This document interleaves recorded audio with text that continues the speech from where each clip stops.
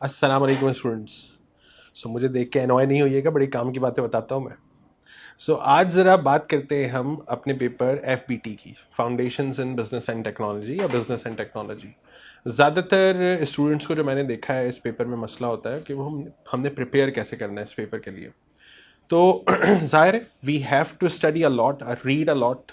मैं थोड़ा सा आपको ये गाइड करूंगा कि आपने कहाँ से पेपर के लिए लिटरेचर पढ़ना है और क्वेश्चंस किस तरह से आपने सॉल्व करने हैं और फिर आपने इंशाल्लाह पेपर जाके देना और क्लियर करना है। स्टार्ट करते हैं कि हमने लिटरेचर कौन सा यूज़ करना है। पहले मैं BBB पब्लिशर्स की स्टडी टेक्स्ट सजेस्ट करता था, क्योंकि ACCA के एग्जाम में ज़्यादातर जो क्वेश्चन आते थे तो वोकैबलरी और एग्जामिनर का जो क्वेश्चन में राइटिंग स्टाइल है वो ज़्यादातर BPP का होता था। अब मैं ये देख रहा हूँ कि एग्जामिनर ने जो है अपनी अप्रोच चेंज की हुई है, वोकैबलरी और जो स्टाइल है क्वेश्चंस का वो ज़्यादा जो है वो लिंक कर रहा है आपके ACCA के स्टडी हब के लिटरेचर से।